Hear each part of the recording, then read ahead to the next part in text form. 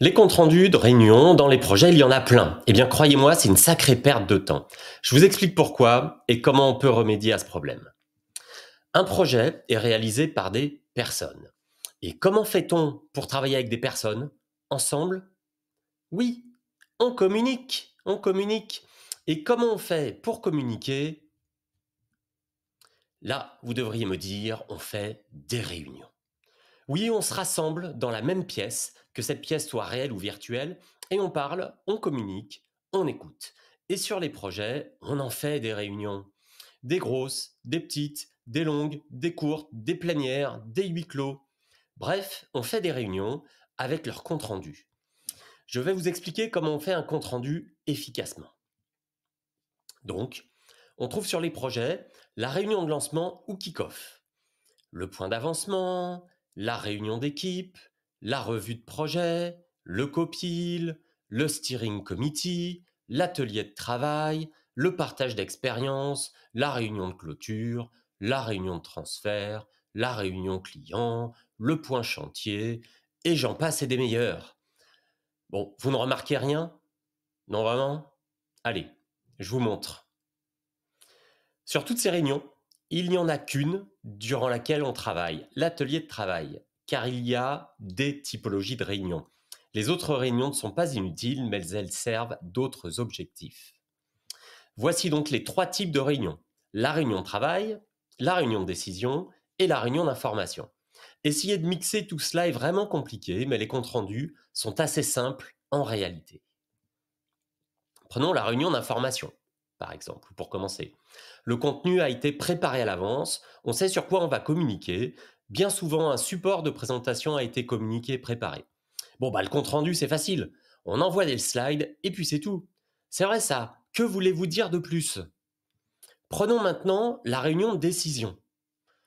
Alors, vous allez me dire que pour prendre une décision, il faut une information. Certes, information souvent transmise en avance, donc pas besoin de compte-rendu. Et même si l'information est présentée en séance, il y a préparation, donc document qui se suffit à lui-même. Au pire, on va mettre compte-rendu au lieu de information sur le document. Waouh, on va changer le titre. Incroyable! Bref, revenons à la décision. La décision, c'est simple. Pas forcément de décider, mais à tracer une fois décidé. C'est quelques phrases, parfois un simple OK ou option C. C'est hyper simple à reprendre dans un document qu'on pourrait appeler relevé de décision. Voilà, le compte-rendu d'une réunion de décision, c'est aussi simple que cela. Maintenant, le plus délicat, la réunion de travail. Là, on a besoin d'un compte-rendu qui permette à la fois de retracer les questions posées, les réponses apportées, ainsi que les hypothèses ou pistes abandonnées et les raisons de ces abandons. Alors tuons un mythe.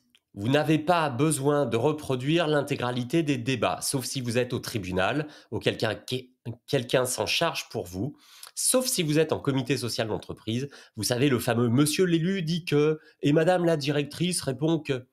Oui, je sais, la photo, elle est stéréotypée, mais le compte-rendu de réunion complet qui retrace tous les débats aussi. Alors musclez votre pratique, je vous explique dans un instant comment faire. Car je vois trop de professionnels perdre leur temps avec les comptes rendus.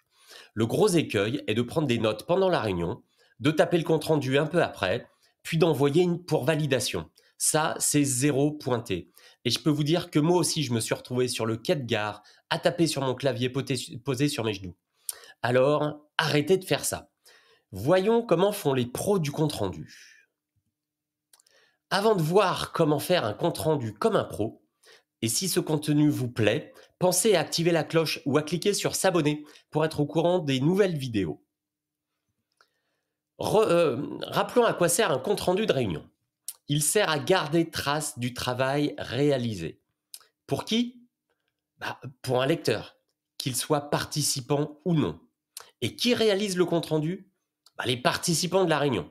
Nous y voilà. Quel est l'objet de la réunion si on prend une réunion de travail? De travailler.